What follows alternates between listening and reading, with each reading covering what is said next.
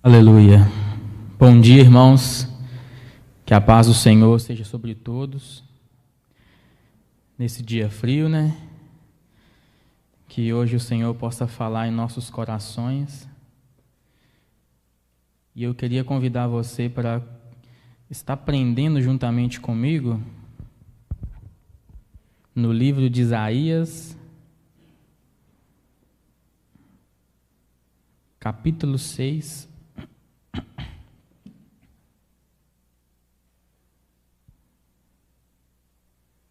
E nós iremos ler o capítulo todo.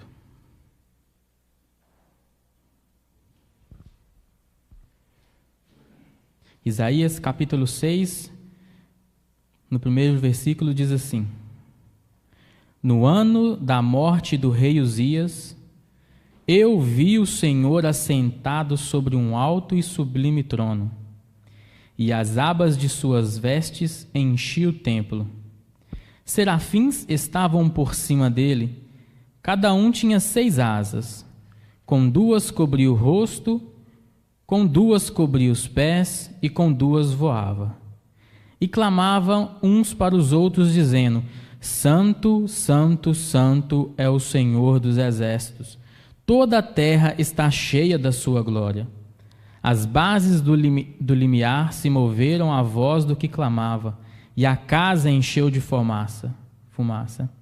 Então disse eu: Ai de mim, estou perdido, porque sou um homem de lábios impuros, e habito no meio de um povo de impuros lábios, e os meus olhos viram o Rei, o Senhor dos exércitos. Então um dos serafins voou para mim, trazendo na mão uma brasa viva, que tirara do altar com uma tenaz. Com a brasa tocou a minha boca e disse: Eis que ela tocou os teus lábios, a tua iniquidade foi tirada e perdoado o teu pecado. Depois disto ouvi a voz do Senhor que dizia: A quem enviarei e quem há de ir por nós? Disse eu: Eis-me aqui, envia-me a mim. Então disse ele: Vai e diz a este povo: Ouvi, ouvi e não entendais. Vede, vede, mas não percebais. Torna insensível o coração deste povo, endurece-lhe os ouvidos e fecha-lhe os olhos, para que não venham ele a ver com os olhos, a ouvir com os ouvidos e a entender com o coração, e se converta e seja salvo. Então disse eu: Até quando, Senhor? Ele respondeu: Até que sejam desoladas cidades e fiquem sem habitantes, as casas fiquem sem moradores e a terra seja toda assolada. E o Senhor afaste dela os homens, e no meio da terra seja grande o desamparo. Mas, se ainda ficar a 10ª parte dela, tornará a ser destruída, como o terebinto e como o carvalho, dos quais, depois de derribados, ainda fica o toco, assim a santa semente é o seu toco. Senhor, obrigado, Deus, por esta palavra mais uma vez que o Senhor revelou a nossas vidas, Senhor.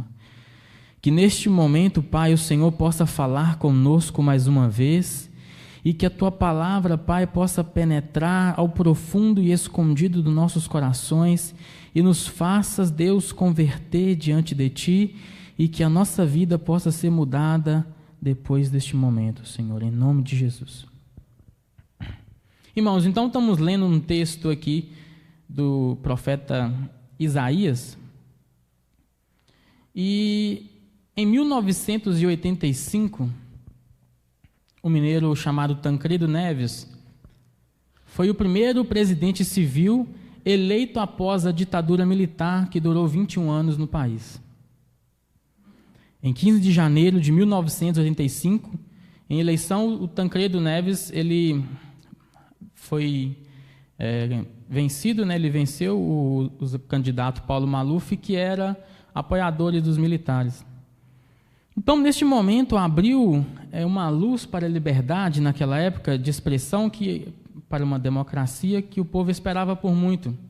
A inflação estava altíssima, e o povo sonhava em viver uma nova prosperidade neste momento, com a democracia sendo restabelecida no país.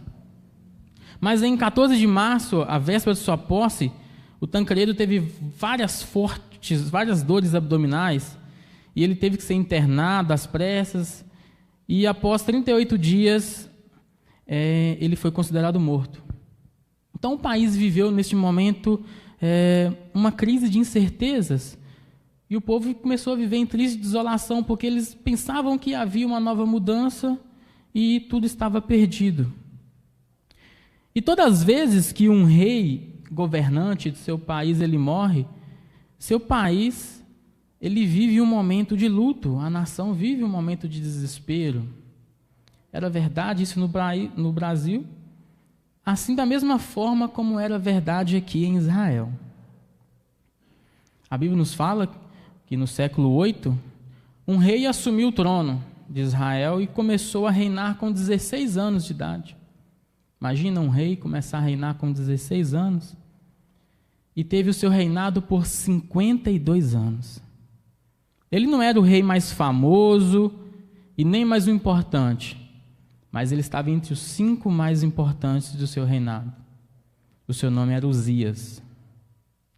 Uzias foi quem trouxe a renovação espiritual em Israel, que foi muito significante para o povo. Ele trouxe um crescimento da economia gigantesco, trouxe um crescimento civil e o sucesso militar, pois eles tinham muitos soldados valentes, criou muitas armas. E o povo vivia em grande prosperidade. Naquela época, quando o povo vivia em grande prosperidade, informava que Deus estava com o povo. E a Bíblia nos fala, em 2 Crônicas, que até que Uzias exaltou o seu coração. Em 2 Crônicas, no capítulo 26, 15 e 16, diz: também fez em Jerusalém máquinas da invenção de engenheiros que estivessem nas torres e nos cantos, para atirarem flechas e grandes pedras. E propagou a sua fama até muito longe, porque foi maravilhosamente ajudado até que se fortificou. Mas, havendo-se fortificado, exaltou-se o seu coração até se corromper, e transgrediu contra o Senhor seu Deus, porque entrou no templo do Senhor para queimar incenso no altar de incenso. Então a Bíblia nos fala que somente a descendência de Arão poderia acender incenso perante o Senhor. Vemos lá em Número 16, que nos fala, por memorial para os filhos de Israel, que nenhum estranho que não for da descendência de Arão se chegue para acender incenso perante o Senhor. E eu queria falar com os irmãos algumas consequências que o homem tem ao entrar na presença de Deus. Então, nesse texto nos fala que no ano que o rei Uzias morreu, foi na época que o rei Uzias acendeu o seu coração para enfrentar o Senhor. O Senhor que está no alto e sublime trono, o Senhor dos exércitos. Então, quando Uzias entrou no templo para oferecer incenso, o sacerdote Azarias, mais com 70 sacerdotes valentes, entrou para impedi-lo, e Uzias indignou até que manifestou a primeira consequência quando o homem chega com o coração exaltado à presença de Deus, que é a lepra.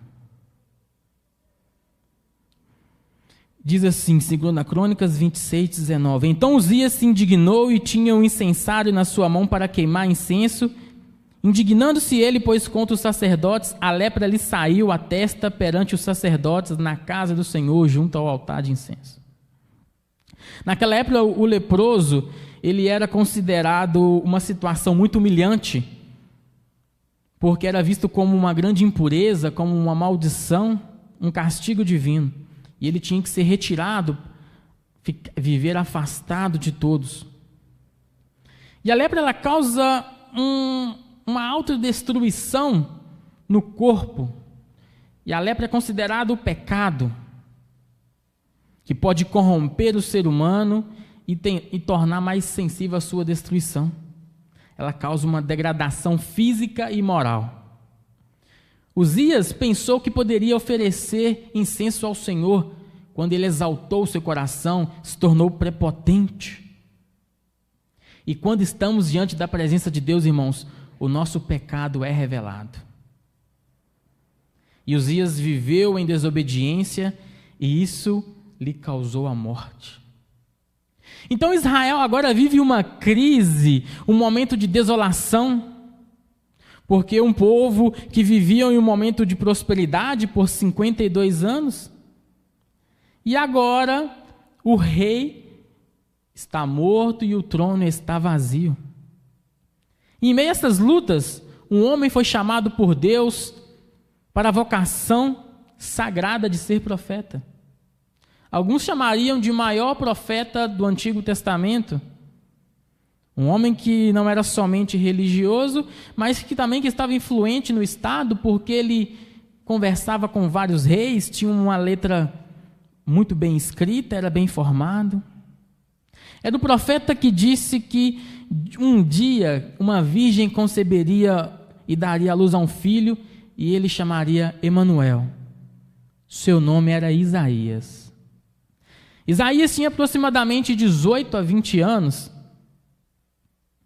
e estava numa situação complicada no seu futuro, porque ele já vinha com um crescimento moral, ele já vinha com um crescimento econômico. Naquela época havia uma grande prosperidade, e ele que poderia até estar sentado às vezes junto com o rei e ver agora o reino totalmente vazio.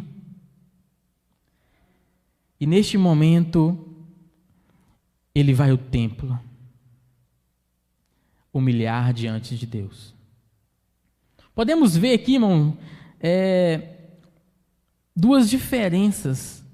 Enquanto um rei forte e poderoso vai ao templo com o seu coração exaltado, vai se achando que ele merece alguma coisa, o outro vai com seu coração quebrantado.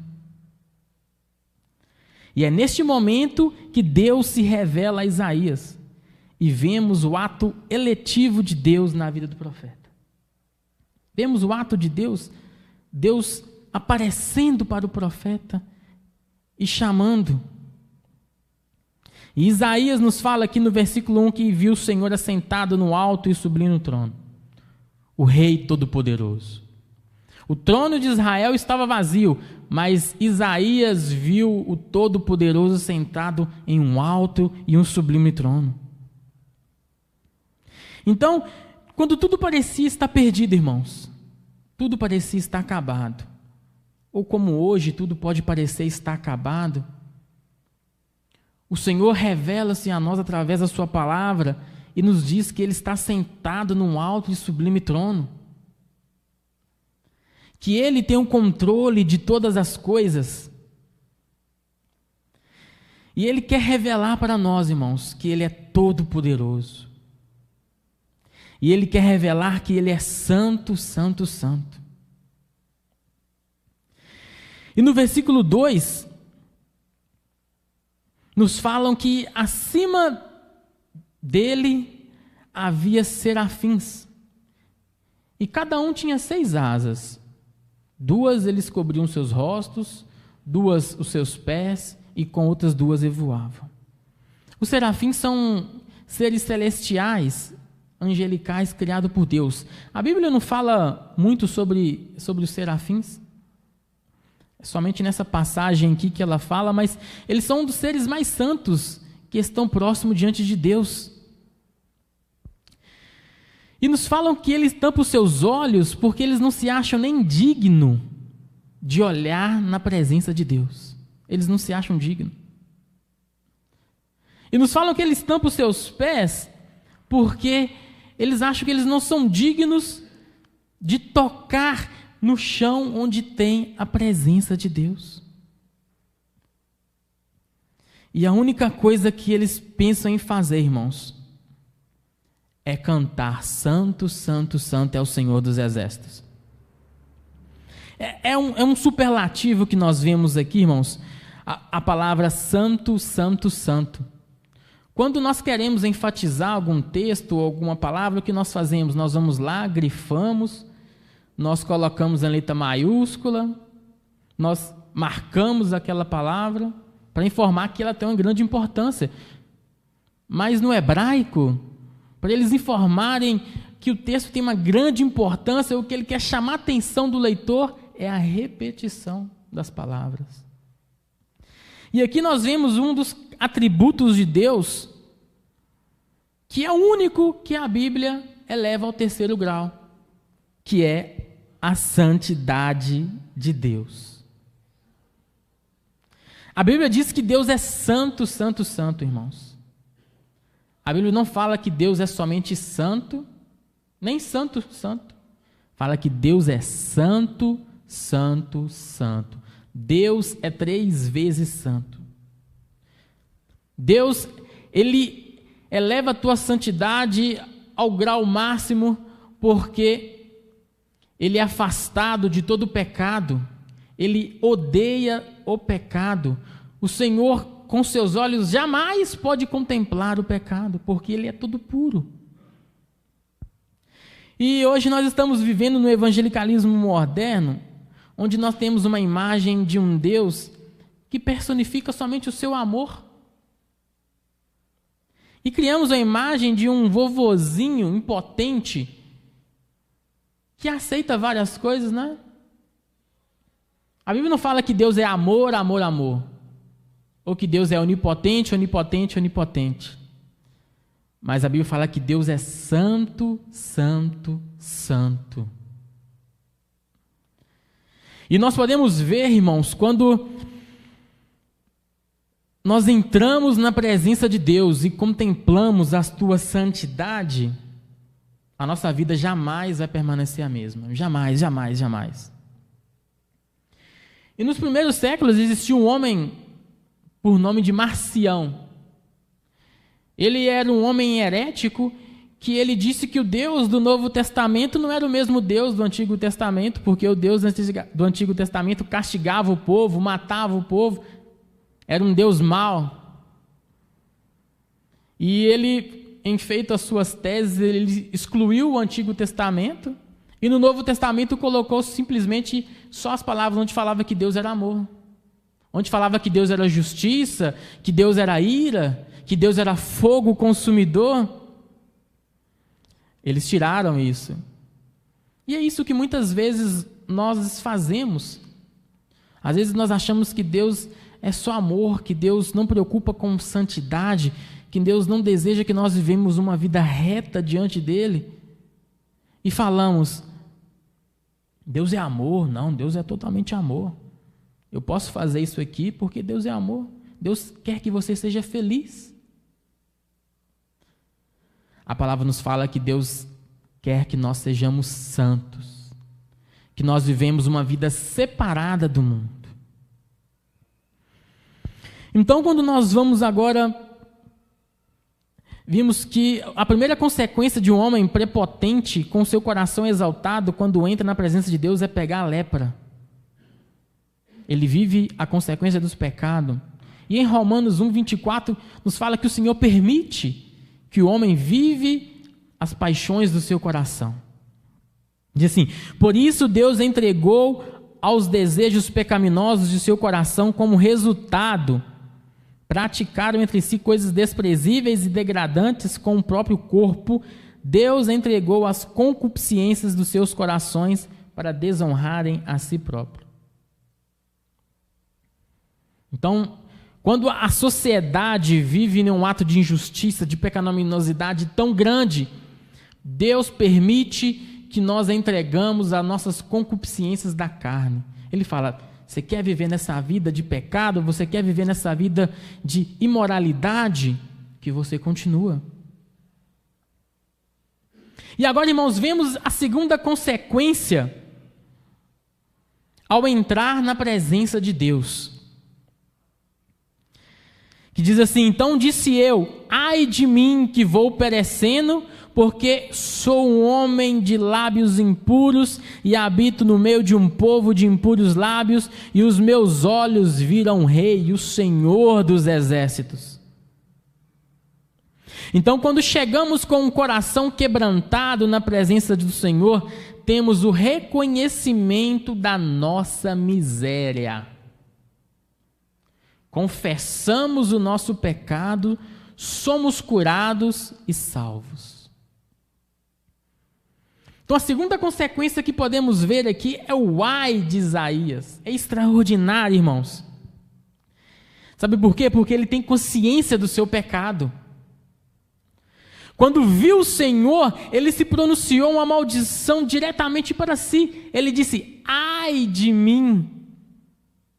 Ele clamou invocando a maldição de Deus sobre sua vida. Ele disse, ai de mim. Quando os profetas falavam ai, naquela época era informando o juízo de Deus sobre o povo. Isaías poderia falar, ai de vós, ai de vocês. Mas ele disse, ai de mim, que vou perecendo.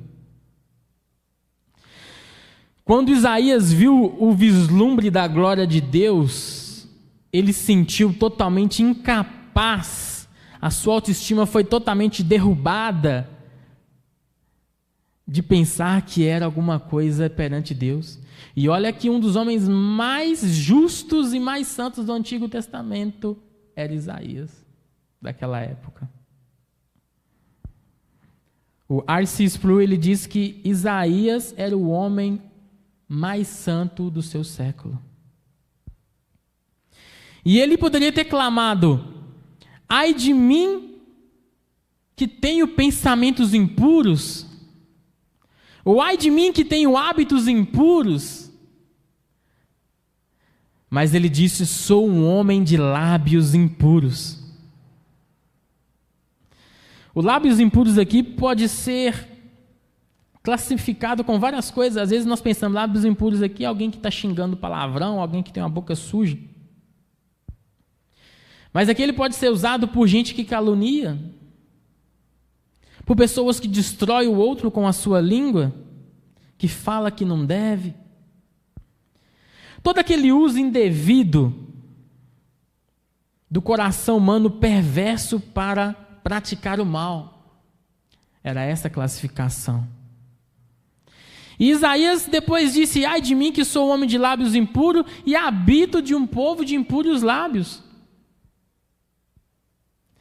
Então o povo também estava nessa mesma situação, o povo estava vivendo de uma vida de impureza.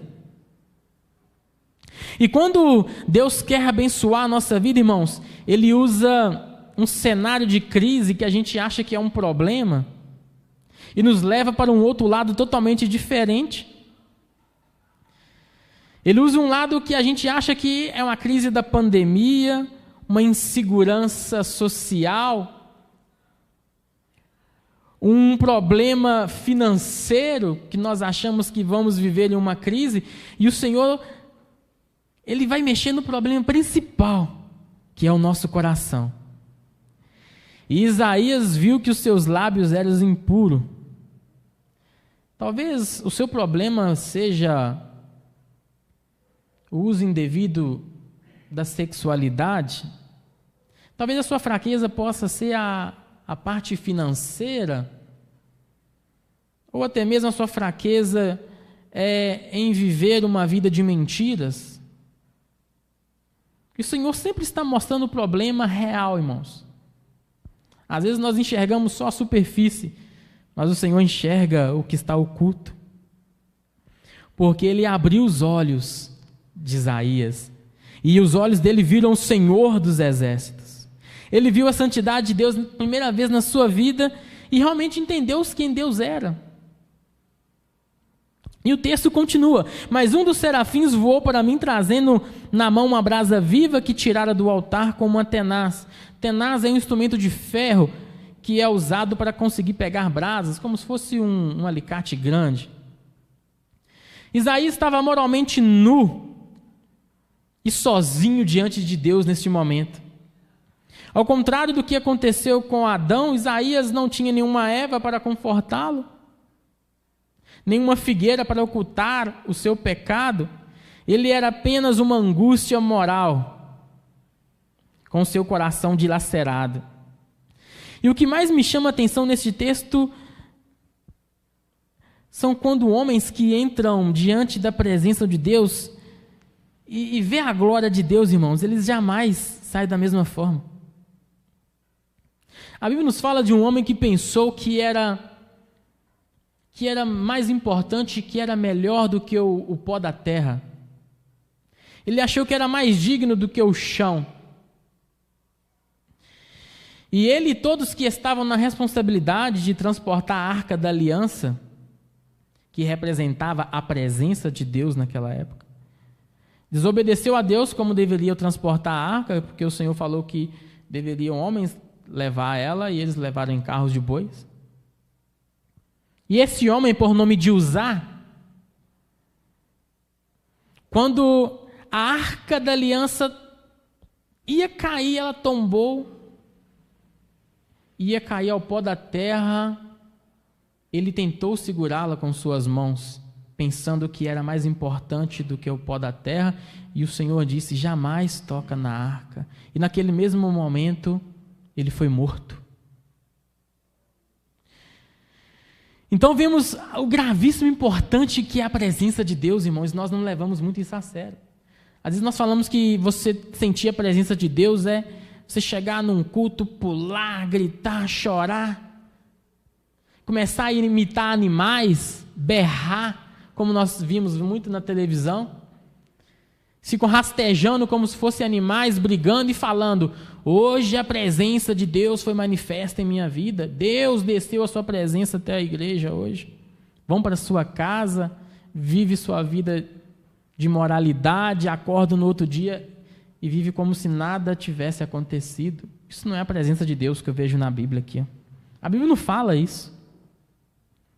A Bíblia nos fala que a consequência de quando você entra na presença de Deus é o reconhecimento da sua miséria e a confissão de seus pecados, e você nunca mais se torna a mesma pessoa. Uzá nunca mais tocou na presença de Deus de forma impura, porque foi morto. Foi assim com Ofni e Finéias, os filhos de Arão, assim com Ananias e Safira, que mentiram na presença de Deus. Foi assim com Moisés, quando ele viu a glória de Deus por detrás e desceu do monte com seu rosto refletindo a glória de Deus. E foi assim com Isaías, purificado dos seus pecados.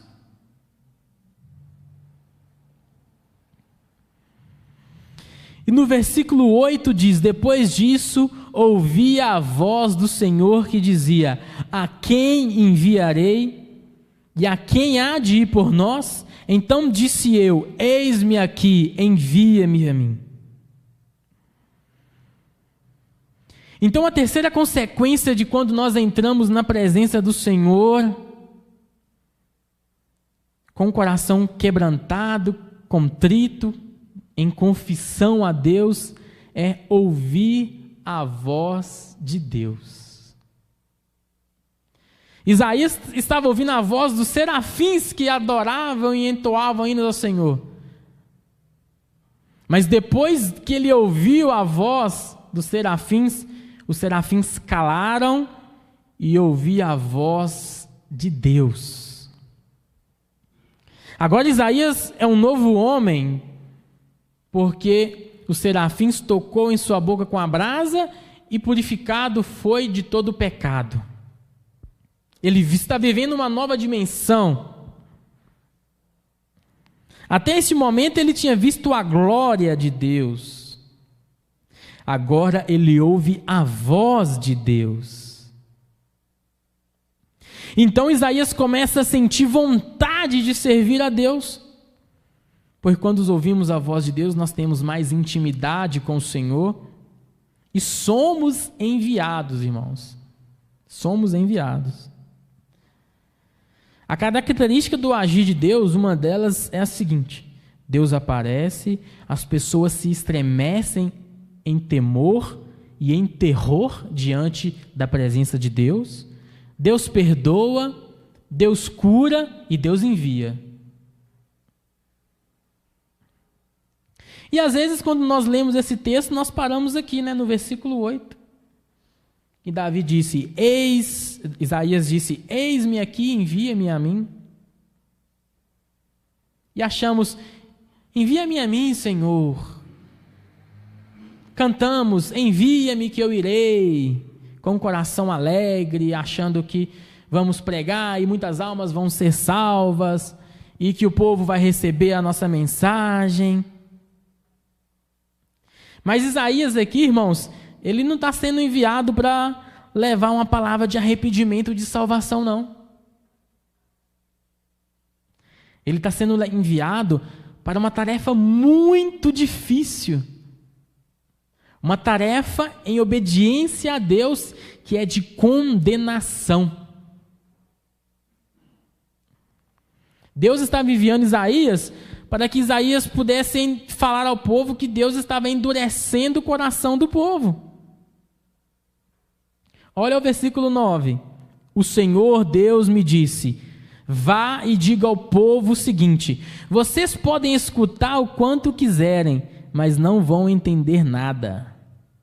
Podem olhar bem, mas não irão enxergar nada.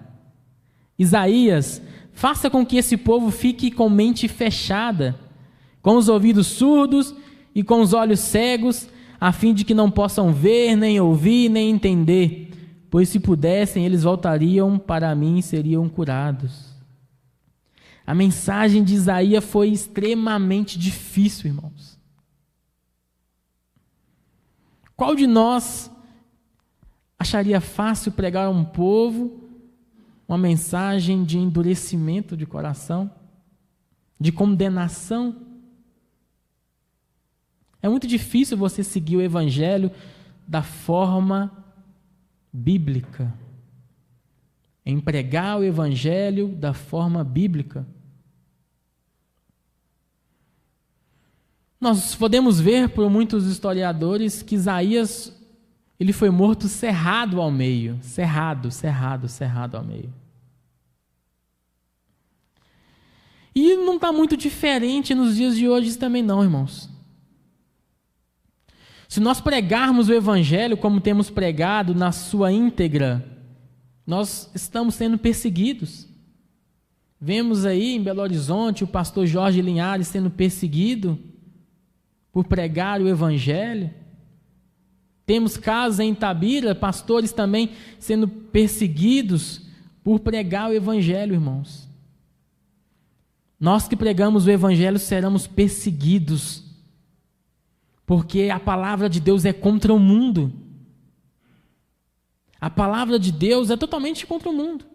Se você vê quando as pessoas estão se gloriando em dizer que a palavra está enchendo o meu coração e saindo alegres, pensando que o mundo é riqueza, que deve viver uma vida comum, não é a palavra de Deus que está sendo pregada.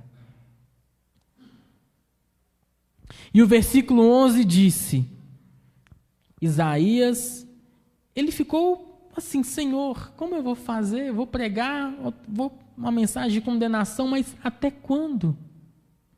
Até quando, Senhor? E respondeu: até que se assolem as cidades e fiquem sem habitantes, e nas casas não fique morador, e a terra seja assolada de todo, e o Senhor afaste dela os homens, e no meio da terra seja o grande desamparo. E essa palavra aconteceu de fato, porque este povo Judá, esse povo do reino do sul de Israel, ele foi levado ao cativeiro, as cidades foram queimadas, destruídas, e o povo viveu em grande desolação. E essa mensagem foi até a época de Jesus, quando o Rei dos Reis, o Senhor dos Senhores, veio para trazer um novo reino. Mas podemos entender, irmãos, que Deus é um Deus de misericórdia. E Ele traz esperança para o seu povo. Todas as vezes que o Senhor vem com ira, Ele vem com justiça, Ele vem também com a parcela de misericórdia, porque o nosso Deus é misericordioso.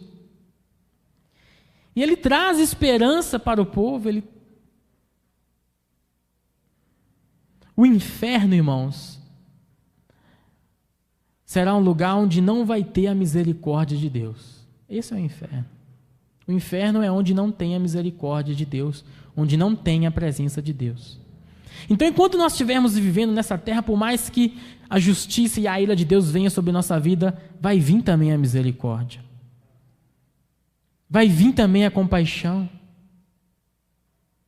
E nós vemos isso no versículo 13. Que o Senhor fala: se ainda sobreviver uma 10ª parte, um remanescente, ela será invadida e queimada outra vez. Até aí não. Até aí ela vai ser queimada mesmo, porque o Senhor quer uma nova geração. Mas olha o que diz o final: mas assim como o terebinto, que é uma árvore, e o orvalho deixa um toco quando cortados, o toco de Israel será uma semente santa. A misericórdia de Deus aqui está na figura do toco, da árvore que é cortada, e a esperança é que esse toco irá crescer. Ainda resta uma esperança, irmãos. Vivemos diante de uma crise. Abacuque mesmo disse: até quando, Senhor? Vivemos uma pandemia, um momento trágico da nossa nação. E podemos falar: até quando, Senhor? Até quando vai durar a pandemia? Até quando eu vou viver nessa vida? Até quando eu vou viver, Senhor, na miséria? Até quando eu vou ver o justo se enriquecer, o ímpio se enriquecer e o pobre viver cada vez mais na pobreza? Até quando, Deus, vou ver os meus inimigos tendo sucesso e eu que sou justo vivendo na derrota? Aqui, irmãos, é nítido a nossa imaturidade e a nossa incompetência para enxergar a crise. Quando nós estamos olhando coisas rasas, coisas que não nos vão nos levar à glória de Deus, o Senhor está olhando em outros lugares. E o Senhor disse: Saulo, Paulo, a minha graça te basta. Irmãos, precisamos de outra coisa a não ser da graça de Deus? Não precisamos, irmãos. Não precisamos nada além da graça de Deus. E a figura do toco nos mostra que ainda essa geração tinha esperança que Jesus iria nascer dessa geração e trazer a esperança para a raça humana. Podemos entender e aprender neste texto aqui, irmãos, uma coisa. Quando tudo parece estar perdido, quando o trono do nosso rei secular parece não ter governo, parece estar vazio, quando parece que iremos viver uma vida em desolação, o Senhor está sentado num alto e sublime trono. O profeta estava enxergando com os seus olhos carnais, como sempre fazemos, enxergando o superficial. E agora? Como é que vai acontecer? Eu sou jovem de 18, 20 anos, como vai viver a minha faculdade? Como eu vou formar? Como eu vou progredir no trabalho diante dessa crise? Como eu vou sustentar minha família? Como eu vou comprar minha casa, meu carro? Como eu vou ter o meu intelecto formado de forma mais moralmente? Nos causa desespero, às vezes, sim, irmãos, nos causa ansiedade. Mas quando nós vemos no templo, com o coração quebrantado, o Senhor se revela a nós. O Senhor revela a nossa miséria, nós confessamos o pecado e entendemos que Deus está no controle de tudo. Tudo está no controle da palma da sua mão, porque o Senhor é todo-poderoso, o Senhor é magnífico, o Senhor é onipotente, onipresente, onisciente. Ele sabe da dor que está lá no seu fundo, que ninguém compreende, e que você pede várias vezes para o Senhor tirar do seu coração, que você não consegue viver sem ela. Mas o Senhor quer te mostrar que somente a graça dele basta em sua vida. E que sempre vai existir uma consequência quando entramos na presença de Deus. A primeira que vemos no texto é que se entrarmos com o coração exaltado, vamos pegar a lepra, vamos viver no pecado, na desobediência e vem a morte. Na segunda, quando entramos com o coração quebrantado, estamos lendo o livro de Salmos e vemos Davi, que fez a maioria dos seus salmos, foi um homem chamado segundo o coração de Deus. Mas vemos tantos capítulos em que ele pede perdão para Deus do seu pecado, em que ele confessa a Deus com o coração quebrantado, tantas, que nós falamos assim, Senhor, como um homem desse pode ter se chamado coração jovem segundo o coração de Deus? Como tantas vezes que ele confessa o pecado, é porque ele entendia que diante da presença de Deus ele era um miserável. O mais justo que ele poderia ser diante da presença de Deus, ele era miserável, totalmente depravado. E ele sempre confessa ao Senhor e agradece ao Senhor. E essa é a consequência. E logo após essas duas consequências, negativa e positiva, vemos que ouvimos a Deus. Nós vemos aí o ato eletivo de Deus, né? Que temos intimidade com Ele e somos enviados. Qual desses estágios você está, irmãos? Qual desses estágios nós estamos? E conseguimos ver aqui, até mesmo nesse texto maravilhoso, 5 pontos, né, do calvinismo. Todo ser humano é depravado. Uzias mostrou que ele era totalmente depravado. Se Deus não revelar o homem não consegue fazer nada. Deus se revela a Isaías porque ele viu o Senhor no alto e sublime trono. Aqui nós vemos a eleição incondicional de Deus. Deus chama Isaías removendo o seu pecado e para endurecer o coração do povo. Aqui nós vemos a expiação limitada, né? Que Deus escolhe um e quer condenar os outros. E nós vemos quando Deus diz que a culpa foi removida e os seus pecados perdoados, a graça irresistível de Deus, irmãos. E Isaías recebendo o chamado e indo fazer a missão, que é a preservação dos santos. A minha oração é para que você que esteja vivendo numa crise espiritual nesta manhã, você possa realmente ter um encontro na presença de Deus. Você que está vivendo incertezas sobre sua vida na faculdade, no trabalho, na família, que você possa entrar na presença de Deus com o coração quebrantado. Quebranta seu coração diante de Deus, porque o Senhor nos fala, né?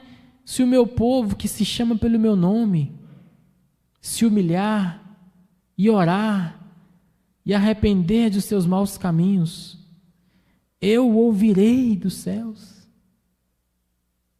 sararei os seus pecados e salvarei esta nação. Irmãos, que esta palavra possa penetrar em nosso coração e que sempre podemos entender que quando estamos diante da presença de Deus, a nossa miséria e o nosso pecado, ele é revelado. Deus abençoe em nome de Jesus.